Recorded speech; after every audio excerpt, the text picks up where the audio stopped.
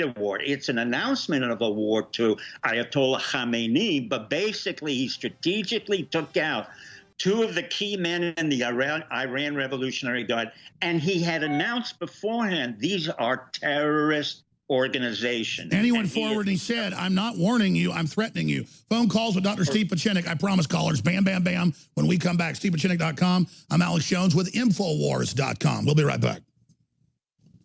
All right, we got to move quick here. We got a bunch of loaded phones. I appreciate everybody holding. I got a lot of calls in the first and second hour. But we haven't gotten to any right now. Dr. Steve Pieczenik's riding shotgun with us. I'll go back to Tarif, who held over, Carlos, Peter, Baldy, Lou, Josh, Justin, Chris. I'm going to go in the order that your calls have come in. And who would be the longest holding here? I guess that would be Justin in Virginia. You're on the air with a comment or question. Go ahead, sir.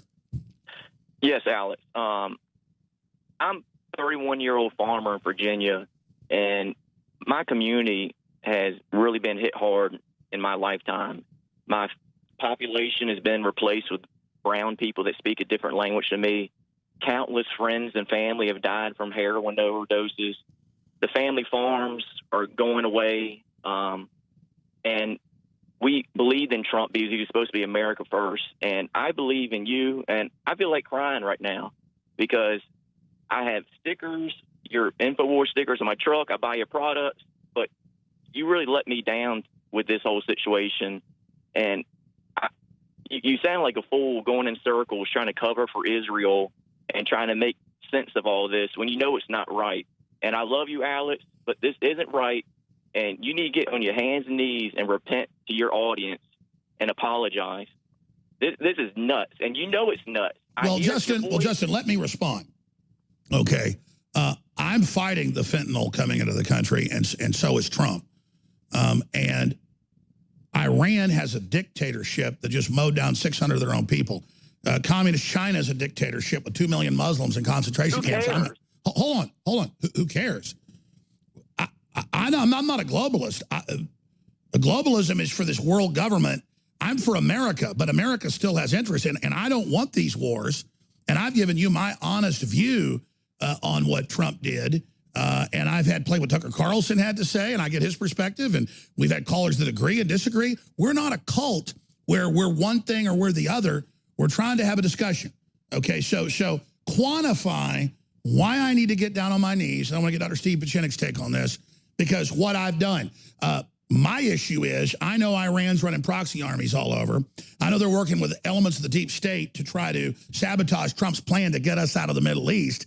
And this would actually lead to Iran being run by their own people. Will the neocons and others try to go into Iran and set up some new horrible thing if the Ayatollahs fall? Absolutely. Do I want regime change? No. I'm talking about real politics, the real stuff going on in the world. Do you think I'm like a hawk pushing war here?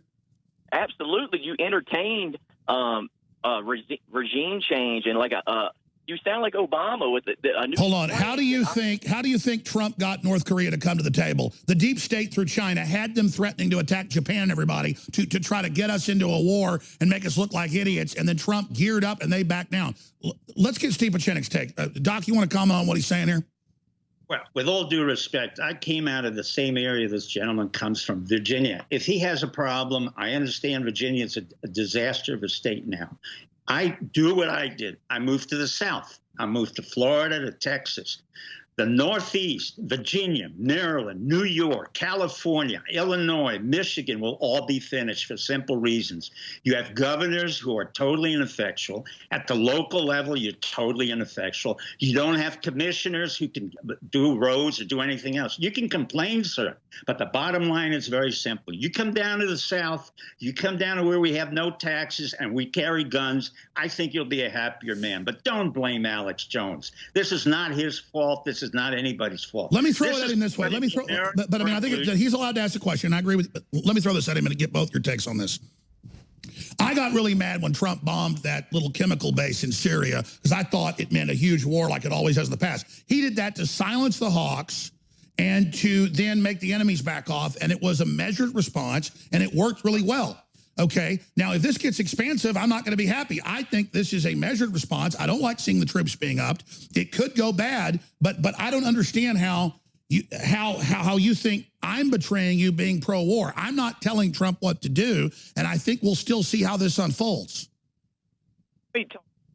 With Steve, because Steve, I'm staying in Virginia because my family's been here since the 1700s. I'm fighting. I'm either fighting or that's all there is to it. But this isn't America first. We got to get out of all this stuff. It is enough, Alex, and you know it is. And well, I think what Pachinik's saying is if that regime goes down and they get a populist regime in Tehran, that will absolutely stabilize a lot of the Middle East, and you won't have the big Shiite-Sunni conflict, and Saudi Arabia won't have the excuse to be on the warpath. Is that an accurate statement in your view, Dr. Pachinik? Yeah. Also, remember, there are allies who agree with what we're doing. Number one, we couldn't have done this without Russia's agreement. That's what a week ago, that's when Trump and Putin agreed on it. Number two, it's a destabilizing force, which we need how to resolve in order to shift to East Asia. We want to get out of the Middle East. He said it. In order to get out of the Middle East, we have to resolve a problem that's been the focus of an issue for about 20, 30 years, thanks to the Bush, thanks to the Trump administration, to the that's Obama. What Trump always says. He's cleaning up the problems the deep state created. Exactly. It's why they hate him. He's tying up the loose ends. And if he doesn't, then we'll start getting upset. I mean, Justin, I think you got to give us a little bit, a little bit more benefit of the doubt here. The room. Let's just stop with this, with the stuff. Okay, Justin, I appreciate your call. I got to move on to other people, all right? All right, I got to move on to other people. It's very interesting calls, and that's how you're able to call in. CNN and stuff, when they take calls, it's all controlled. You just called in, you're on the air. That's what InfoWars is, not a cult. Tharif, we had him on earlier, but I want to hold him over to ask you a question. Tharif thinks it might have been a false flag by another country like Saudi Arabia or Israel with the attack on the oil workers to get us into this. What do you think, Dr. Pachinik? Well, the attack on the oil workers was, I think, it may have well been a false flag, but this had nothing to do with what was going on with Soleimani. Soleimani, in and of himself, is a real problem for agitation in the Middle East. For the most part, he is a real problem for Ayatollah Khamenei. There has been a problem between the both of them. And what happened, in effect, is we're resolving an internal and an external problem in Iran. By taking him out, we're basically saying to Ayatollah Khamenei, now it's your turn. You want to make peace or you don't want to make peace? You don't want to make peace? We'll go inside of Iran, and we already have operatives. And it's a message to Kim Jong-un. I'm sorry? And it's a message to North Korea. The North Koreans, look, Kim Jong-un is not a stupid guy. As I said, he went to school in Switzerland. I went to school in Switzerland. I stayed there for a week. I was kicked out. He stayed there for 3 years. So he has a clear understanding. What the problem is what he saw under the Clinton, Obama, and Bush administrations, that when you say you're an ally like Gaddafi, we then take him out. Then when we say Saddam Hussein, take away your weapons, then we take him out. So Kim Jong-un is saying, listen, guys, I want to be friendly. I'm not interested in a war. But the minute you take away my weapons, you take me down. So the answer is Trump has to convince him. We're not going to take you down. We'll take your weapons away. And guess what, Kim Jong-un? I want to build hotels just where you're building. Kim Jong-un's been waiting to see if Trump can really stay in power.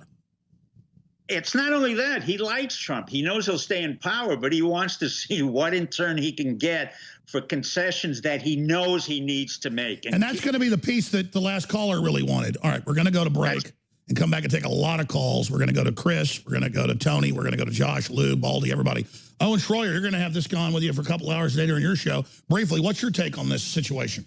Well, there's so much to get to. It's tough for 50 seconds left in this segment, but I will just say this, just looking at what we know for sure and kind of the responses we've seen geopolitically, it may be fair to make a comparison to what we saw in Syria where, yeah, we didn't like the airstrikes. We feared further intervention, further war, but now look what's happening in Syria. Russia's taking over there. Their forces are going in. U.S. forces are retreating. So it's a slow trend that sometimes seems like maybe we push back when we need to be coming out, but maybe that's what you need to clear some space to get out. So we'll see. I agree with the caller. We need to get out, but it's going to be messy. And look, the guy was responsible for killing hundreds of U.S. troops, and the Democrats are denouncing his murder. I mean, how bad does that look for the Democrat Party on top of everything else?